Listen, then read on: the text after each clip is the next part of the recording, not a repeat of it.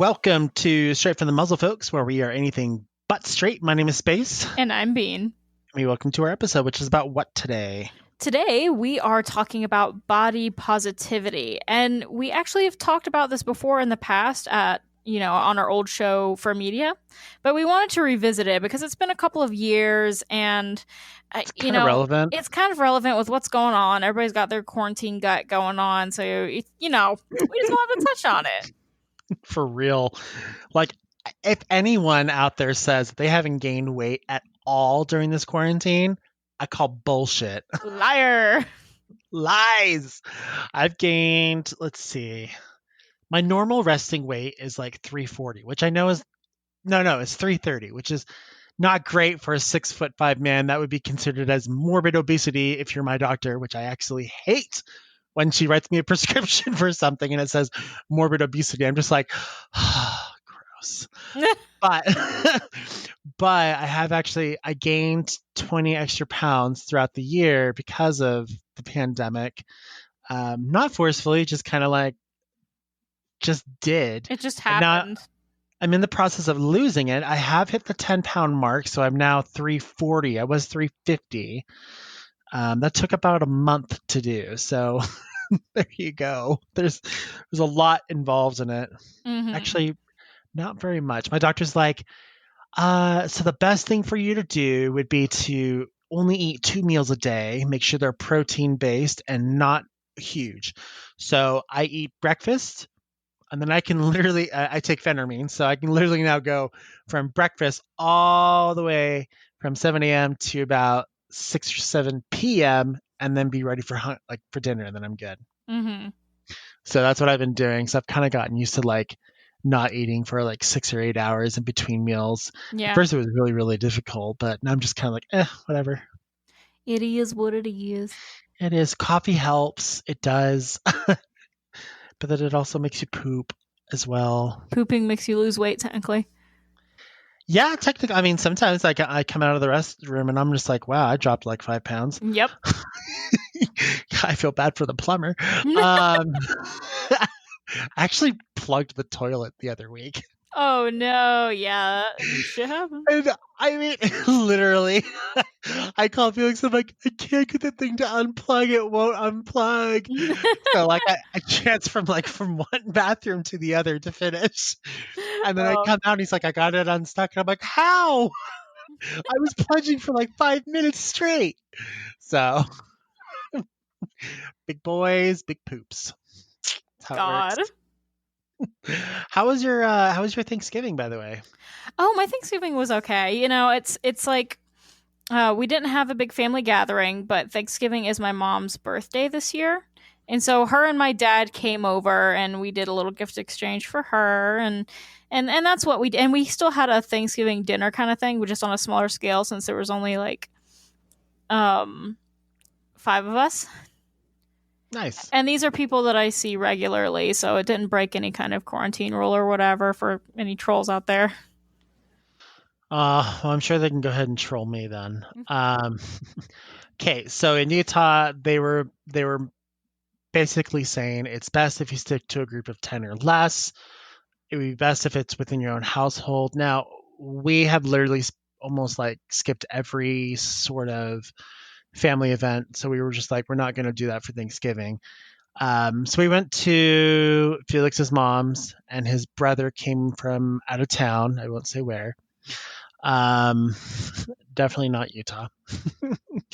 But it was 10 people. Everyone was fine, and we're like 2 weeks out from it, and we're still doing okay. So obviously nothing bad happened, but yeah, it's really nice. I mean, we played some games, had some good food, and overall, it was just really nice to be around family. Like, even if I don't see them very often, it was still very nice. Yeah. So I really enjoyed it.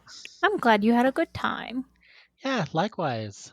Now, on to our main topic. This is a really bad segue, but it is what it is. Tonight, we're talking about body positivity. And what is body positivity, Bean? So body positivity is essentially a way of thinking and a way of acting, but mostly a way of thinking where you essentially, you don't have to absolutely love your body or other people's bodies or anything like that, but you accept it for what it is and acknowledge it as something that is still valid and beautiful in its own way. So it's not anything like vanity, for example. It has nothing to do with like, oh, I'm fucking gorgeous all the time, I'm hot, this, that. It's mostly a way of accepting oneself and seeing oneself as valid no matter what you look like. With that, body positivity is mainly a mental state of being. So it's not something that you are, it's not something that you know can be all the time. It's something that you work on consistently because your mind will automatically, for most people, especially people who do struggle with their image and their thoughts on themselves, you're automatically gonna go into a negative spot most of the time. And body positivity is taking that negative thought and twisting it and correcting it back into something positive. So, for example, for me, I'm a type 1 diabetic. So when I eat food, I can't just eat it and then go on my way. Uh, I have to think of numbers and math. How many carbs does this have? How many units of insulin uh, is a result of how many carbs? But on top of having to think about food in a mathematical way for my medication, uh, with body positivity taking effect and with my negative history of having issues with food and my weight, it goes even more into the mental psyche for that. So on top of the numbers popping up in my head, those numbers will start piling on top of more negative thoughts. So it's like, okay, so this has 80 carbs for a serving, like let's say if it's really like good ice cream from Brewster's or something. Like, okay, this has 80 carbs for What is this Brewster? cone. Brewster's? Yeah. Is that like a Georgia thing? It must be a southern thing if you've never heard of it. Okay, keep going. Sorry. But on top of thinking about the carbs and the insulin and all that, having a negative image on myself, my brain will also go, should I even eat this? Like I'm already fat. If I eat this, will the people around me, be like, of course she's eating that. She's so fat. Even, if you're eating something like a salad, your brain can automatically go to a place like, you're eating in front of other people. They're going to be like, why is she eating? She obviously has enough fat on her to last her a year, and your brain will automatically jump to those places even if those thoughts aren't true. Like obviously other people aren't, going to go that deep into what you're eating. You shouldn't be doing that to yourself too, Hmm. because you're coming up with excuses from other people's supposed opinions that have never made light whatsoever. You're just assuming that's what they're thinking. Yeah, but that's a part of the mental psyche and it's a part of that mental struggle a lot of people have. But the positive aspects of it come from a mental place too. You're not physically saying like, oh, my body is fine the way it is. I love it. Like that, it's good if you can verbalize that, but most of the time it's going to be a mental spot where you're going to think about your food, you're going to think about your body and how it feels and how you're feeling as a person, and it's going to be that mental dialogue within yourself. That's why the mental psyche connects so much to it. I guess I kind of do the same thing. Um, okay, so I used justification, mental justification today. So I have a, my favorite ice cream is cookies and cream. Absolutely love it. I could eat it for the rest of my life and never get tired of it. Same thing with pizza and possibly tacos. Um, but like I bought two different cookies and cream ice creams. We've Mm-hmm. had some for, because it was my birthday earlier this week.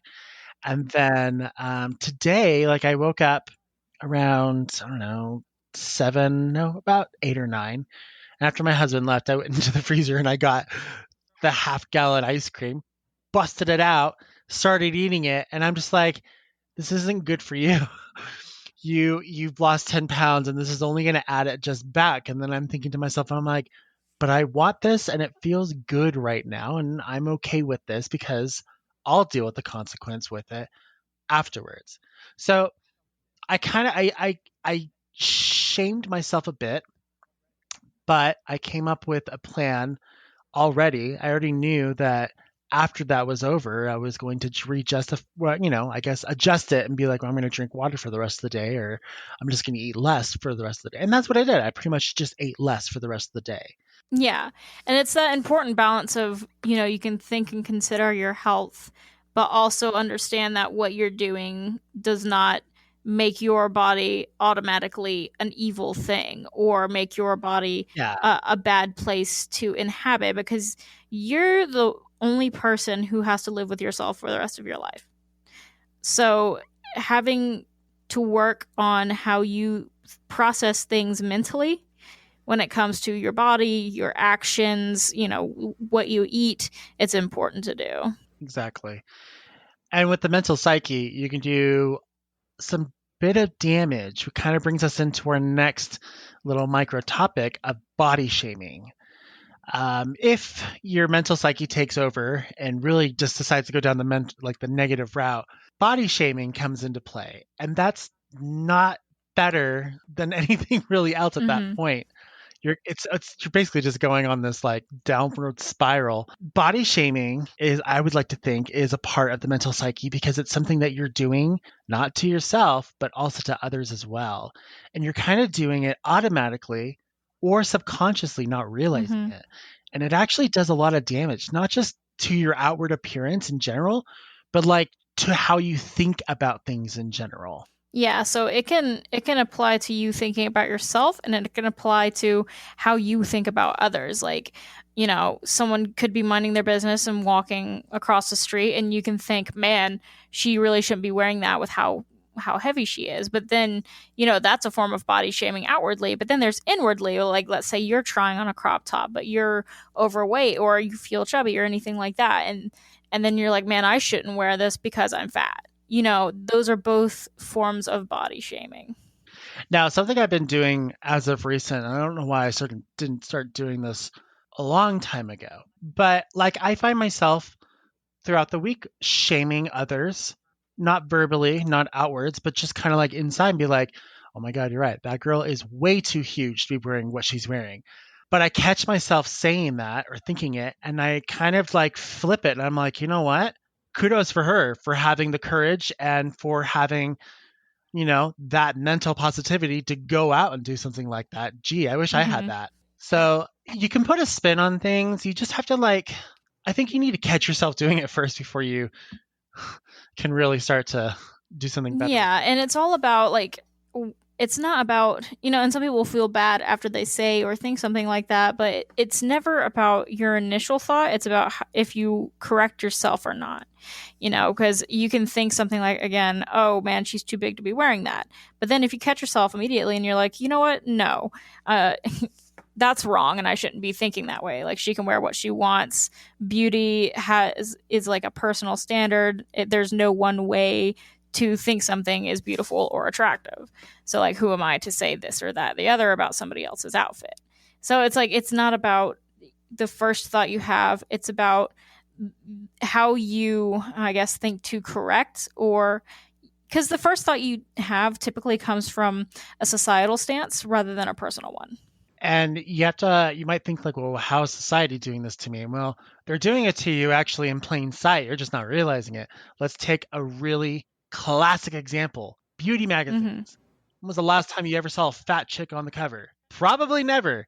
Because to them, beauty to them isn't obesity. Beauty to them is a standard that has been put into everyone's minds for, since the dawn of time, a Barbie body figure. And she has the perfect look and she's got the perfect smile and she's got the perfect clothes.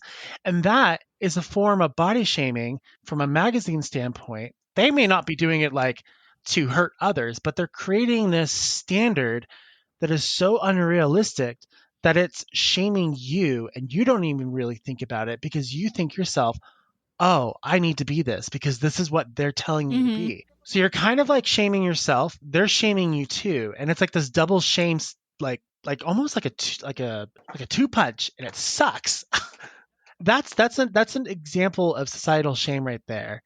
You could like from movies too. You find a lot of movies like actresses that are really fit, and you kind of say, and I've said it in my head. I'm like, wow, I wish I was that skinny. Or there are things where I'll go onto Facebook or I'll go into forums and I'll be like, maybe if I was skinnier like what these guys are, maybe I would be more attractive. And so it kind of starts to play a weird game on you because, like I said, they're not intentionally, it may not be intentionally like shaming you, but you start to think that this is the way things should be. And now you're starting to shame Yeah. yourself. And that is not a good thing to be. No one in this God's earth should ever be shamed, ever. Unless, you're like a bad person, you killed someone, then, yeah, you deserve shame. But like, in this case, no, it's not. It's not good. In fact, I looked up some facts about body image. And some of these will be pretty, self-explanatory. You may think, okay, that seems about right.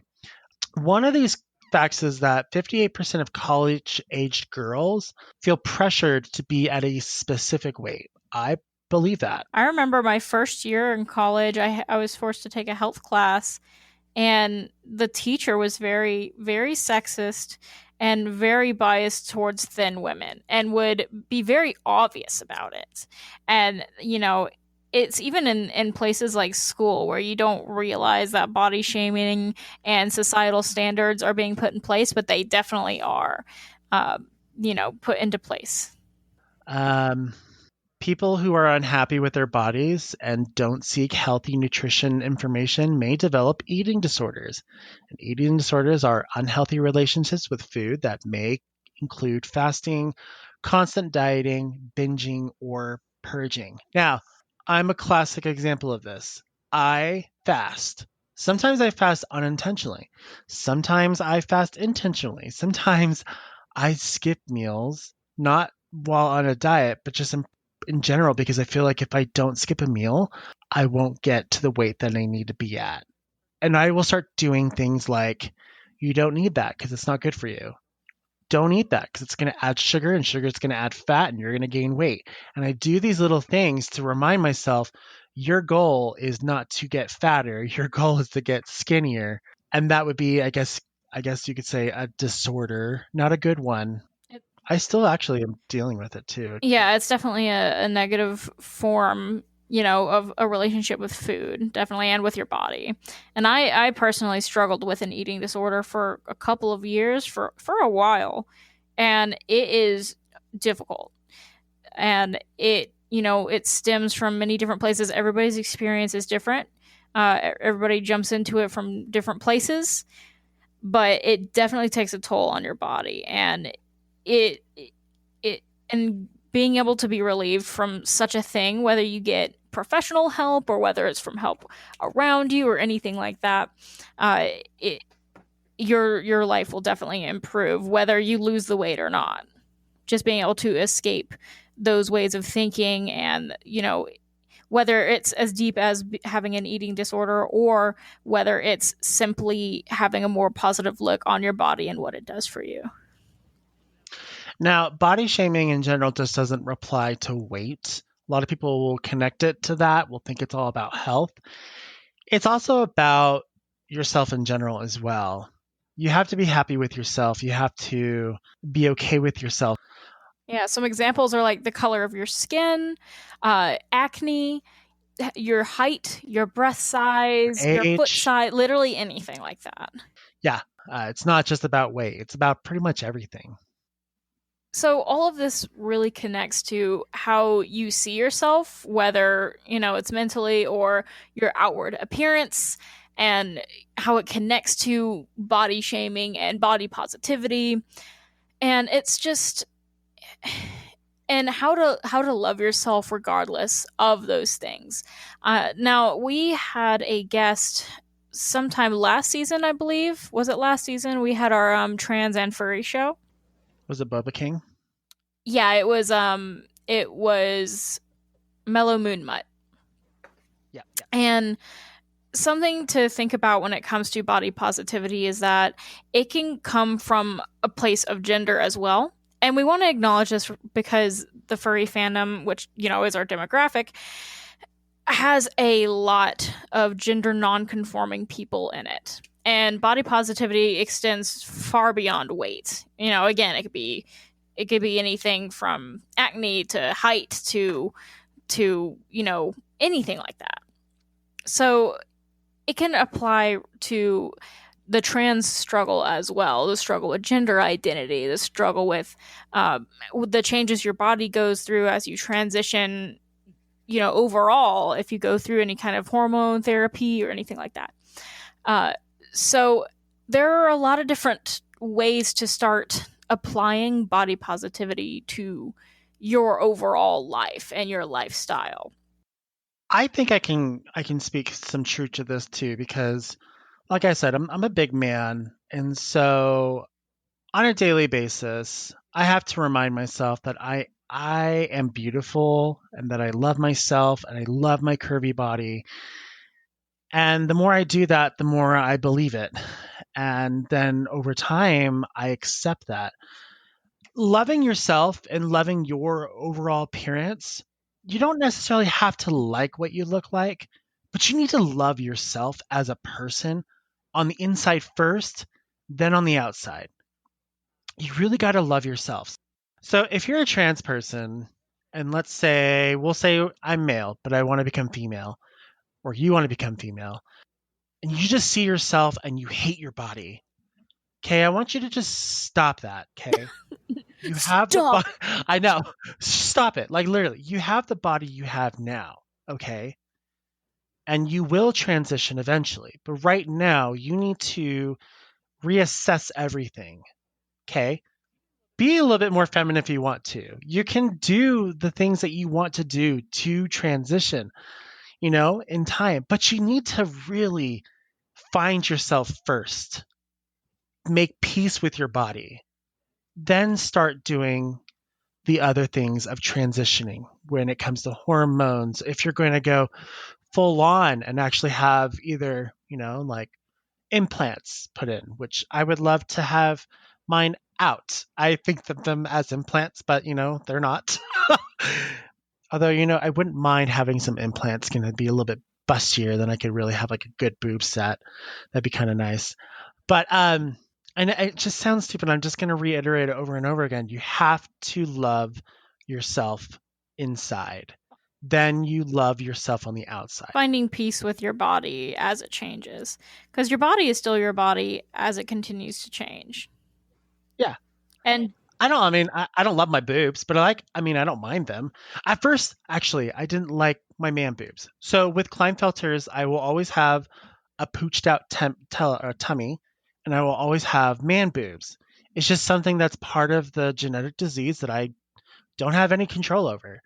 I hated them at first because no one likes to see man boobs in a t like you can see them like when you're wearing a shirt like and they get in the way like oh my god tell me like this like when I'm wearing a backpack or if I'm on a seatbelt one seatbelt goes underneath the boob and it just feels weird and then of course I got someone in the seat next to me and I'm just like I hate this is so annoying but over time I actually started to love my man boobs and they're now a part of me in fact if you I have a friend named Kuragari who's one of our best friends. And every time we go and see him, when we leave, I tell him to come and say goodbye to the girls. And the girls are my boobs.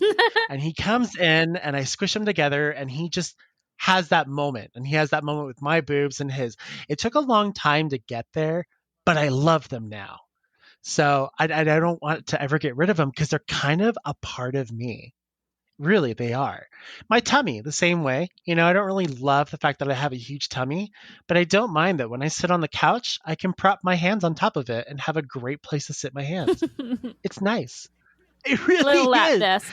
But yeah, but it that came out of a form of love that I had to give myself. I had to allow myself to feel okay that I had a belly, that I had man boobs, that I'm a little bit taller, a little bit bigger than normal. I had to allow myself to be okay with that. It takes time. And, it might take therapy, it might take medicine, but it takes time to really, I guess, come to grips with yourself.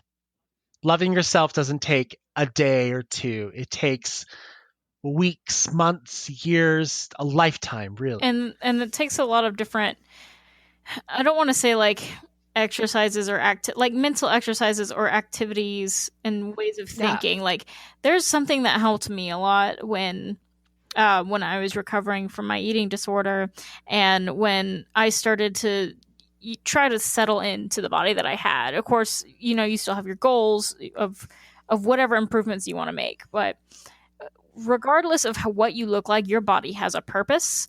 Your body has it has there are reasons why it looks the way it looks. There are reasons why your body has specific parts. For example, stretch marks.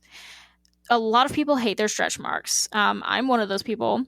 Mine stay really red for a really long time. I think it has to do with my diabetes. We heal very slowly, so that if you do get a wound of some kind or a scar of some kind that takes a longer time to heal, it usually will be very prominent. And so, because stretch marks are something that technically heal and fade over time, like a scar would, mine are very red and very prominent because of that, because they heal so slowly and they just don't finish the Can, fading process. So, can I just say something real quick though yeah, on that? Cocoa butter and shea butter do jack squat for stretch marks. there's As much as there's not much you could do I for stretch mark. yeah, like there's Doctor, I think it's like Dr. Palmer's shea butter or something, or cocoa butter like lotion that you're supposed to like rub on your belly, and over time it gets rid of the stretch marks. Such bullshit. Don't get Yeah. it. There's like it doesn't actually work. But the reason those stretch marks are there is, and for a lot of people, it could be due to pregnancy, it could be due to weight gain or weight loss, or just puberty. A lot of mine are from just puberty, not even necessarily from weight gain. Because I'm pretty tall for my um. So I'm pretty tall for a girl. I'm 5'9", and I grew pretty quickly all in one go. So my stretch marks, came at me all at once, and but they serve a purpose. The stretch marks are there because if they weren't, then my skin would have ripped while I grew. Or they're there, like for other people, they're there because you had a child, you created life, and your stretch marks are there to help your body take that damage of creating a whole ass person.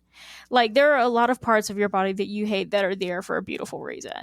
And they're there because they serve a function that benefit you as a human being living your fucking life.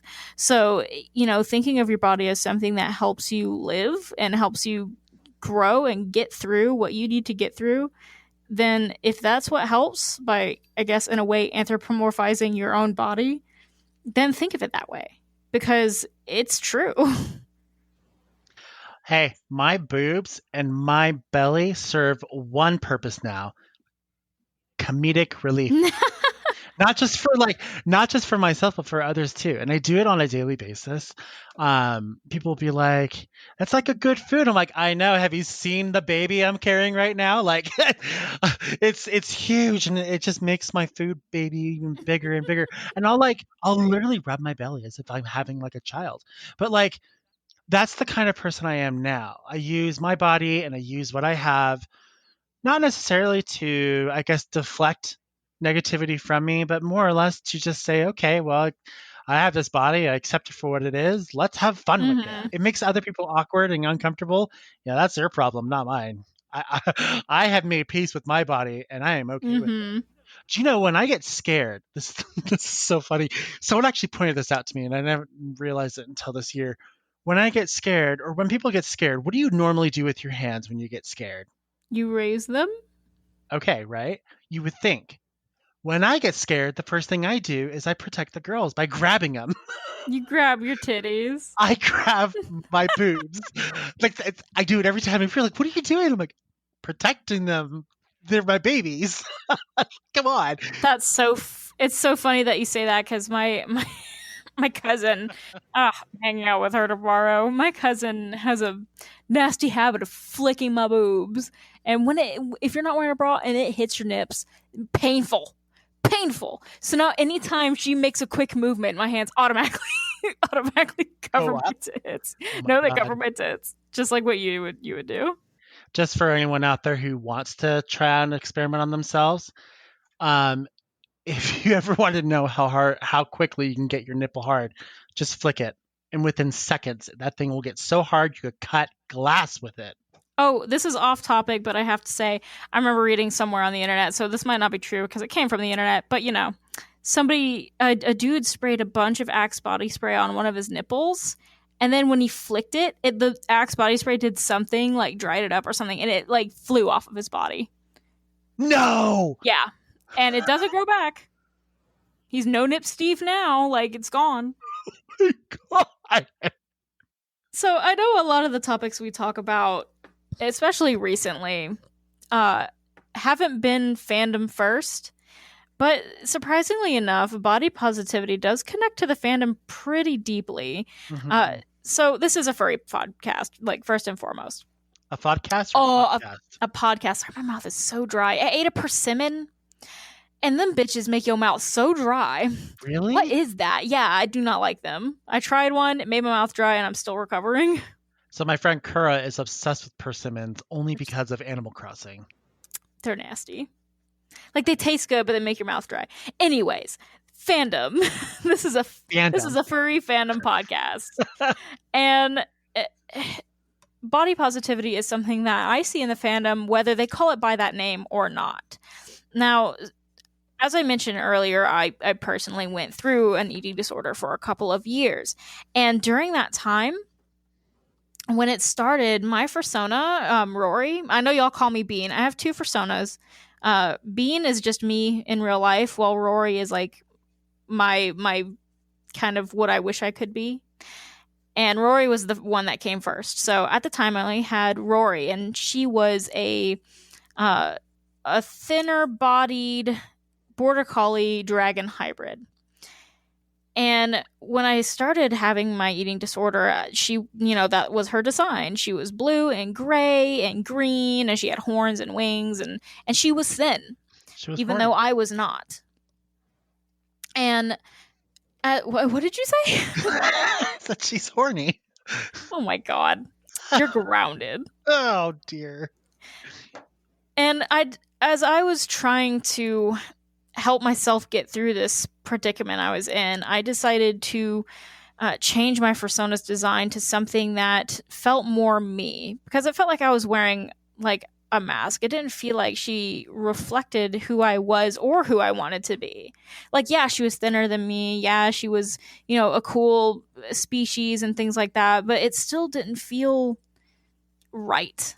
And so I used the aspect of a persona to help me start to accept myself. I redesigned Rory to be a parrot dog hybrid, and I increased her weight pretty drastically. She's actually more heavyset than I am in real life. And I started to draw her more and commission artwork of her like this. And over time, it made me realize, like, this character that I love so much, that I feel represents me, is still important and still beautiful and still valid, regardless of the weight that she is at. She's a confident character, and her weight doesn't contribute to how she feels about herself. And kind of living through that character in that way helped me a lot in pulling away from that eating disorder. So the fandom does have a big aspect in that. I've seen multiple people go through things like that, whether, it has to do with a disorder or not. Just learning to love themselves, whether it's somebody who is trans, making their persona, how they want to appear in real life, or exploring a gender identity that they currently can't explore safely in their own home. Exploring that through a persona is a safer option. Or fursuit too. Yeah, even if with having a fursuit, or just getting art of that character, it can help immensely with somebody's body image. Definitely. Didn't you go through something similar, Space? Because your persona was originally like this huge buff tech bear. Little skinny little bitch that it is. Was. Yeah, I kind of went through a phase because I thought that's what I was supposed to be. Mm-hmm. So iconically and ironically, I created a character that I thought would be what everyone would accept and want, not what I wanted. So I went with a husky, cybernetic husky with like implants and just things here and there. And, over time I started to evolve it into something more that I wanted, because it wasn't something it really represented me as a person. But that's how I see it as like a persona. It's a representation of me, not something I wanted to be. It was at the beginning, but now it's more personal. Um, and I wouldn't have it any other way. Yeah. I think everyone starts out like that too, though. Everyone kind of creates something that they think would be good or think that everyone should like, and then eventually they kind of just realize, oh, maybe this is not what I want. Mm-hmm. And then you become like Bean, where you just change your name like every 6 months. I'm just kidding. Oh, please. I've only changed my name once. That's true. That's totally true. People called me Moths without asking me if that's what I wanted to be called. Never, ever have I put, hey, my name is Moths anywhere. I think I called you Moths. I like to call you Moths, and then Rory, and then Bean took me a little bit to get used to. But now I reference you all the time. Actually, I reference you quite often at work too. Really? As Bean? Yeah. Has anybody ever been like, is that her real name? No, but I'm wondering if people are ever going to ask the question: is Felix and Curtis the same person, or are they two different men? You're having an affair. Yeah, because I talk as if like Curtis. I mean, well, because they are the same person. But I'm wondering if anyone else at work is like, man, this guy is playing the game. Space is a hoe. I am. Well, I mean, we already know this. I have a street name. Oh my god. But on top of a straight name, I'm sorry, hold on. A straight name? No, I said I have a street name. Oh, street. I thought you said a straight name. I'm like, No. what is it? Fucking George? My straight name is John. That's my John? real name. That's my real name. I never. It's it is so like distasteful when your friends call you by your real name and not your persona name. It drives me up the wall. I don't like it. Oh, I like feel furry like friends? yeah, like I think my friend Rue called me John the other day, and I'm just like, it's like nails on a chalkboard, like, my name is Space. Call me Space. Calling my name John makes me feel like I'm in trouble. Like when my mom calls me John Michael Christensen, that's my full name, but I know I'm in trouble.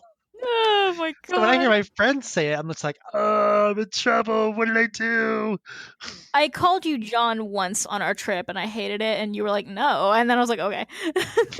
Please don't call me by my real name.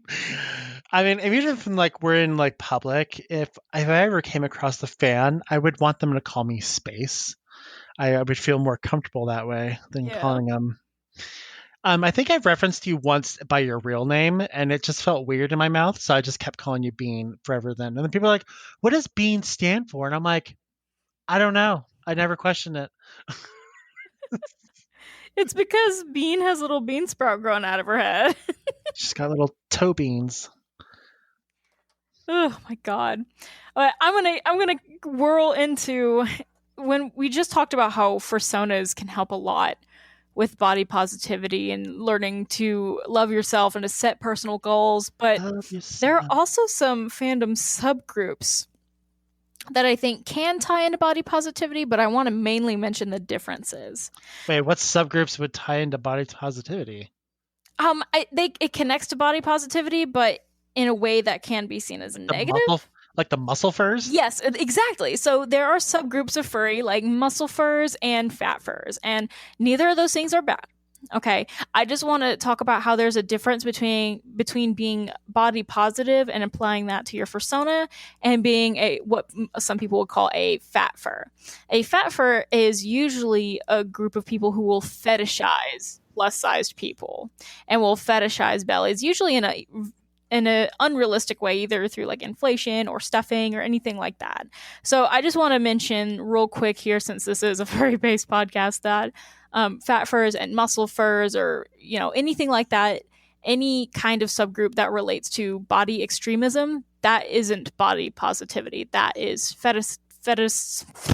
fetishizing a body type to the fetishization. How do you even fetish?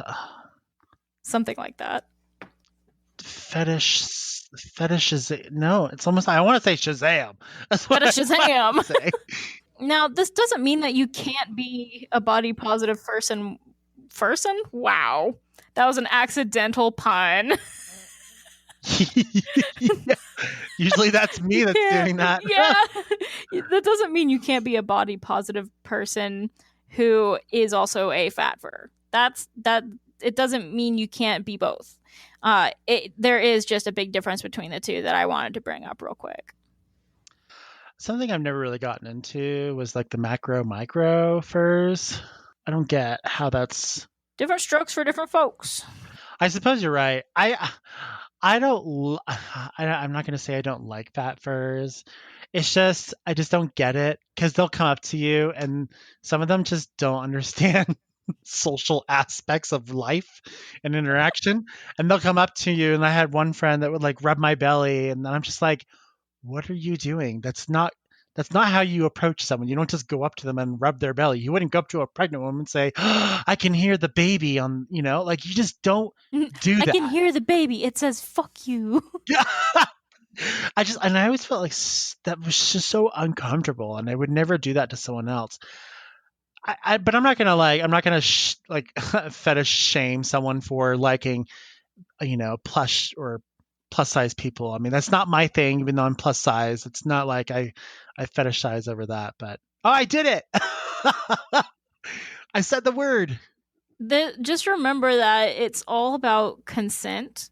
Just because somebody is fat and also a furry or has a fat persona does not mean that they are into that, and does not mean that you have permission to come up to them, whether they're in or out of fursuit, and like start touching their stomach and calling them chubby.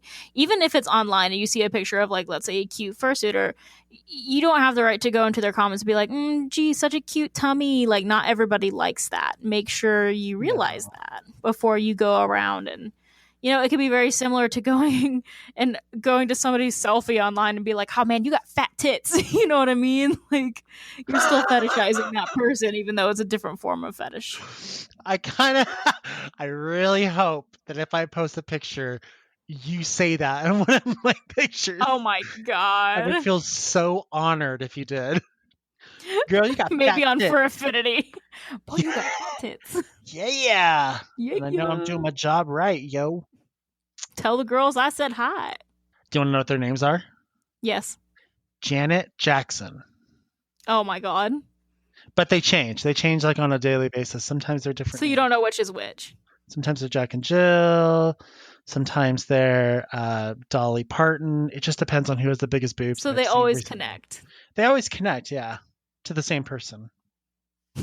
Just like actual boobs. Yeah. they always They're connect to always the same person. One day, one of these days, I'm actually going to go into Victoria's Secret and buy a bra just for me, just to see what they say. Oh, I bet you they would be fairly supportive. I've heard Victoria's Secret is an okay place. I mean, they have really good bras and stuff. It's just they're so freaking expensive. Yeah. I was always told this is like seriously, my mom would always do this to us. It's just like a little side tangent here. Even though we pretty much do side tangents all the time. Whenever we walked past the Victoria's Secret in the mall, our moms would make us put our faces up or put our hands up next to our faces and shun the place as if it didn't exist. As if it was is that a Mormon thing or? No, there's just a mom thing that she did. I don't know why. I mean, she went there and shopped, so I don't understand what was so great. Oh, Lord. And I want to know who Victor's place is. You got Victoria. Who's Victor? You got Victor specializes in panning. Victor, Victor is the transgender name for Victoria. She's got a secret, and that is the secret. She's really a man. who knows a lot about breasts. Yeah, and panties. Hell yeah, she does. Anyways, like always, we thank you guys for listening to our show. If you have any questions about this particular topic, you can always email us at talktothemuzzle@gmail.com and let us know all about it. I love reading every single one of your emails, and I love responding back to them individually. I think it's a lot of fun. We have been getting a lot more recently, which we always appreciate. We do read them, even if it takes a while for us to get back to you. We are planning on having an email response video probably sometime before this season is over. Video. episode. And we are going to be doing a show, being this will be the first time you've heard this topic, but oh well. What is your most favorite holiday memory? Because 2020 has sucked balls for so many people. We want to focus on everything but this year. So Oh, I have a lot of good ones. send us a tweet on Twitter at From the Muzzle, or just send us an email at talktothemuzzle@gmail.com. Tell us about your favorite holiday memories, and we will share them and give you credit for it. Yes. All right, folks, but if that's really it, do we have anything else? I do not think so. Okie doke. I just want to let everyone know that I have successfully braided 3 wires together through this whole show. I don't know what I'm going to do with it. And I managed to color an entire picture. Nice. A coloring book. Yeah. All right, folks, have a great day. We'll see you guys next time. Bye, everybody.